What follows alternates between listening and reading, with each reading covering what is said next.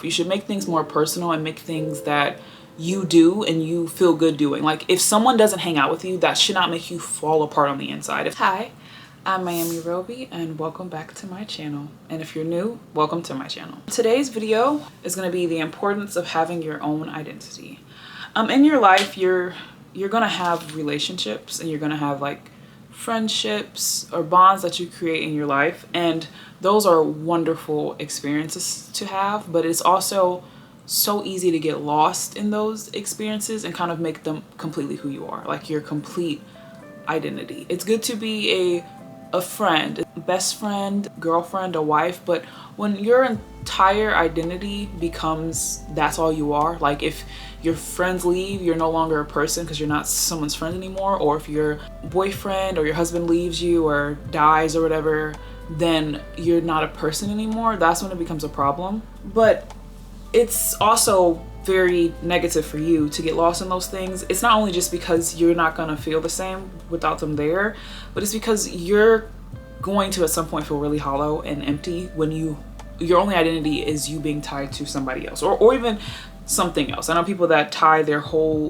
all their value to their fame, their money, the car they drive, the clothes they wear, the shape of their body, and they're like 19. Like they tie all of their worth to being something that could and possibly will change. And people strive for things in their life that make them feel fulfilled and as if they have a purpose, whether that's a career, a relationship, kids, all those things combined, you know? And those are beautiful things, but you also need to have an identity outside of those things. And a few of the things I wanted to go over is how to create an identity outside of those things.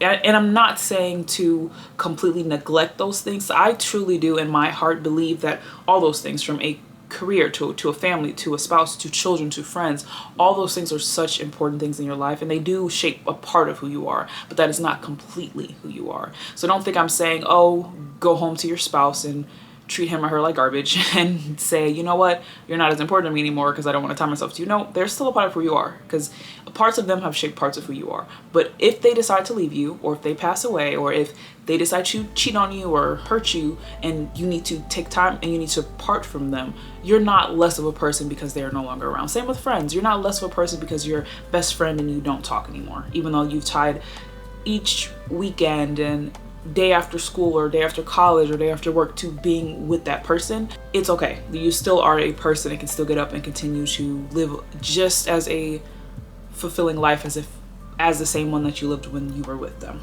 The first one I have is hobbies. So I kind of want to list off some of the hobbies that I do alone, on top of, like, I guess sometimes enjoying them with other people. But some of the hobbies I do alone is I like to read, I like to work out. I used to play tennis a lot. I might get back into that because I did that. Of course I did that with someone else, but sometimes I'd use like the wall or something to like, and I could do that for hours. I'd be like drenched in sweat afterwards, not to be like a TMI, but it was my favorite form of cardio to do. And I also go on walks and like run on the treadmill, like walk outside. Sometimes, as insane as it may sound, I hope they don't like lock me up for this somewhere, but I sometimes will go on walks and talk to myself. And to like play it off, I put in like headphones or something so no one knows I'm talking to myself. But I talk to myself. It kind of helps me check in with myself to like figure out where I am, and also to kind of voice some of the stuff that is floating around in my head. You don't know how, I'm not gonna say insane, but you don't know how things sound or how unreasonable or how unrealistic things sound till you hear them out loud. Because sometimes I like have stuff in my head that I'm like, you know, does this make sense? And yes, I could always bounce it off someone else, which I do as well, but I will go on walks and talk to myself and say it out loud, and I'll hear it and I'm like, nope, that didn't really make sense. Or, you know, that's not necessarily realistic, I'm just being crazy. Like I used to have this thing, I think I'm getting a lot better at it, where I used to think that everybody hated me for like no reason. And I know where it stems from, but it used to be really bad to the point where everybody hated me.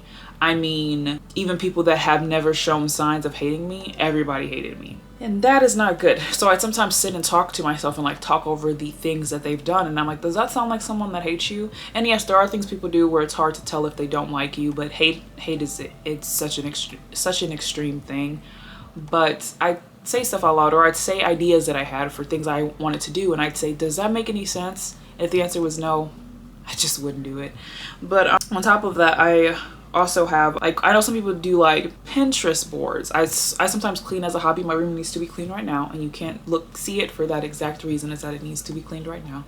It's not bad or anything. It's just sometimes I'll like take time aside. Like some people, I won't text people back for like 9 hours, and no, not 9, I'm so sorry, for like, now the 9 hours of like the day I'm like cleaning and doing like all this other stuff, but for the cleaning portion I probably won't text someone back for like maybe an hour or two, and they're like, are you okay? I'm like, yeah, I'm cleaning my room actually.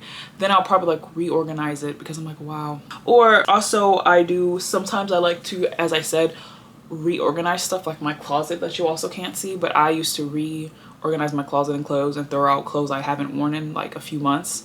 Not like seasonal clothes, but like clothes of the season I just haven't touched because I either don't like how they look on me, or I just don't like them, or they just don't fit anymore. On top of that, I also will do like, I'll try out hairstyles. I actually just did my hair, which took several hours. I'll try out different hairstyles, different makeup. I'll try out different outfits. Like I also tended to use like Pinterest for that. I just started doing that though. Like before that, I just Google things and like search up like different outfit ideas and implement them into my days, or like my outfits, and decide if that looks good or not. It's how I came up with a lot of my outfits. I used to be told I was extremely stylish. I still get told that now, but I was definitely more creative with my style when I was in high school. Now not so much, but I still experiment with different styles and types of clothing. Another thing that I would do is learning to cook foods that I like to cook, especially on like my health journey, learning to cook healthy foods that don't taste horrible or that aren't necessarily the things that I like. I was learning how to sew. My actual job for this summer, that's actually coming to an end, was working in a costume shop for one of my local theaters. It was very fun. I knew how to sew before, but I learned a lot more stuff in that shop because I was never serious about sewing. It was just like something my grandma taught me that I thought was a very good skill to have in case like my clothes rip or something. Some more of my hobbies that I do are designing like clothes, or like I used to use like those little home design apps, but more of like the like blueprint ones to design like floor plans and stuff. It keeps me from being like bored, and it's stuff that I look forward to. I write songs on top of journaling, which kind of go hand in hand, because sometimes some of my journal entries will be used to inspire a song that I write.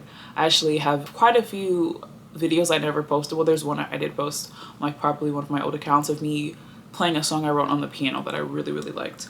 Another thing I want to say about how to, I guess, create your own separate identity, as corny as it may sound, is self-love. So I feel like that in itself is a hobby, but I wanted to go more into it because I feel like some people cannot be alone and create an identity of themselves because they hate being by themselves. Like I know people who cannot face themselves, whether it be their flaws, the things they hate about how they look, you know, they cannot face themselves. And when you can't be alone and you feel like your worth as yourself is not good enough, it is very, I think, common and very easy to tie yourself to someone else, whether that's a boyfriend, a spouse, a family member, something you do like a sport, how you want to look. You like tie yourself to like this future version of yourself that doesn't exist quite yet, and if you're not there, you tend not to love yourself where you are at, which is very unhealthy. But I used to watch a lot of self-love videos, and I even bought this self-love journal. It was a black woman, let me try to remember the title. It was a black woman's guide to self-love. It's like an interactive journal. I really did enjoy buying that, and I think I need to like hop back into those prompts and stuff. Not that I'm in a bad place right now, but you don't want to wait till it gets super bad to like work towards it. But I enjoyed that. This third thing kind of ties into self-love, and it's doing stuff alone.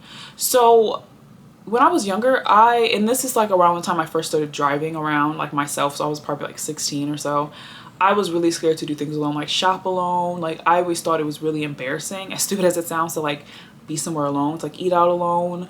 I think I was probably 17 turning 18 when I was like my first time like taking myself on a date.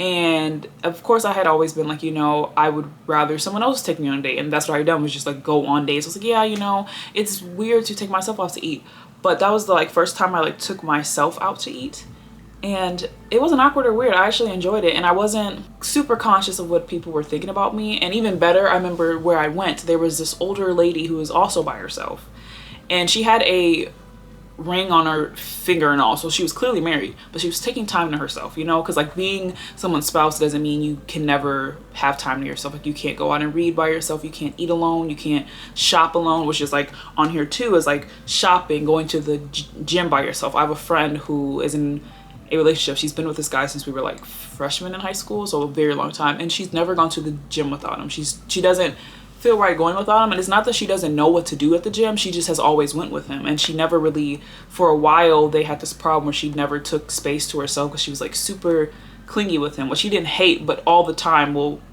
get on someone's nerves. Like I know we've all had like a friend or something that's always around us 24/7, which isn't necessarily a terrible thing, but there comes a point when you yourself want alone time and this person is always around you. They're not evil, they're not a bad person, but humans, you know, of course are social beings, but in the same breath you tend to regulate for a lot of people with other people, but also with yourself. More things you can do alone that I wrote on here, on top of like eating out alone, trying to do that stuff to tackle your social anxiety, is also to like compliment yourself. I always said, I have already spoken about talking to yourself, which makes you look insane out in public, especially, but if you're doing it in your car, you can play it off as like Bluetooth. I've done that so much. But complimenting yourself, like I notice some people are very scared to do that because they get labeled narcissistic.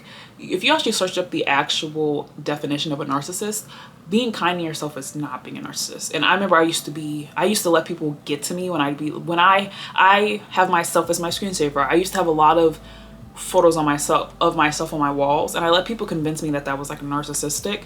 I don't think so per se. That I'm sure there's people that are actually narcissists that do that kind of stuff, but there's a different extreme and extent.